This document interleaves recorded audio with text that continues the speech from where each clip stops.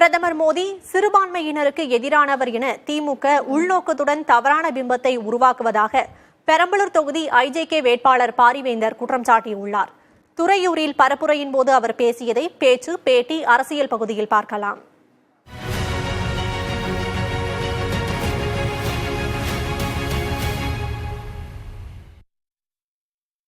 பணக்காரன் மட்டும் வரி கட்டுறான், எல்லா ஏழைகள்லாம் வரி கட்டுறாங்க.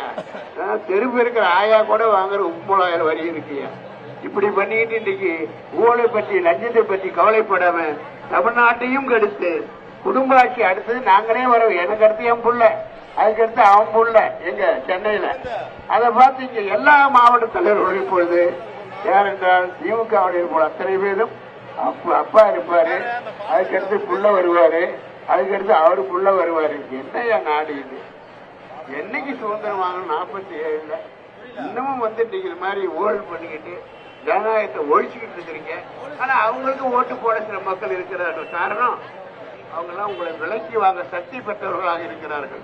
கோடி கோடி கோடியாக இன்னைக்கு உங்கள் வரிப்பணத்தை கொள்ளையடித்து பல சொத்துக்களை சேர்த்து இன்னைக்கு தாங்களே இந்த ராஜாக்கள் என்ற எண்ணிக்கை கொண்டு வந்து அன்னைக்கு லட்சக்கணக்கான மக்கள் இன்றைக்கு வறுமையில் வாழ்ந்து கொண்டிருக்கிற இந்த நேரத்தில் இது போன்ற தாதாக்களை எல்லாம் கொண்டு வந்து உங்களுக்கு வரிப்பணத்தை கொடுத்த அவர் முதலாளிகளாக்கி இன்றைக்கு மக்களை பற்றி கவலைப்படாமல் இருக்கிற ஒரு குடும்பம் தான் நேரு, அவங்களுடைய பிள்ளைகள். என்னை ஏற்று அவரை நினைச்சு கற்பனை பண்ண பார்க்க முடியும். நம்பலாது. நான் பெருமையாக பேசுகிறேன். நான் ஆரம்ப காலத்திலிருந்தே கல்வி கல்வி, மக்கள் முன்னேற்றம் மக்கள் முன்னேற்றம், மக்கள் உயர வேண்டும் என்பதற்காக உயர்கல்வி என்று எண்ணற்ற உதவிகளை செய்திருக்கிறேன்.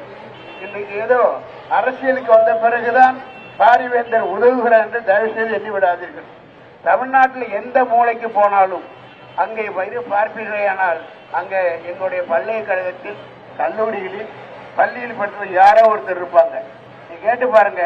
அவளுக்கு மருத்துவமானாலும் சரி, யாராவது கட்டணம் கட்ட முடியாமல் என்று வருவார்களானால் அவர்களுக்கு ஒன்று இலவசம் அல்லது கட்டண குறைவு. இவ்வாறாக என்னுடைய 50 ஆண்டு காலத்தை கல்வியில் கழித்திருக்கிறேன். ஆனால் இவர்கள் என்ன செய்தார்கள் என்று பார்க்க வேண்டும். மைய அரசு கொடுத்த அந்த 17 கோடி கூட இன்றைக்கு மக்களுக்காக உங்களால் கொண்டு போய் சேர்க்க முடியவில்லை. அவர் தேவைகளை பூர்த்தி செய்ய முடியவில்லை. ஆனால் அவர் சொல்லுகிறார், நாங்கள் தான் ஜனநாயகம், நாங்கள் தான் இந்தியா, தமிழ்நாட்டை மட்டுமல்ல நான் இந்தியாவே ஆள போறோம் அப்படிங்கிற ஆசை வேற வந்துருச்சு. ஒன்றை வைத்துக் கொள்ளுங்கள், நான் மைய அரசினுடைய நிதியை முழுமையாக செலவு செய்துவிட்டு கணக்கு காட்டிவிட்டு இப்பொழுது முன்னால் நிற்கிறேன்.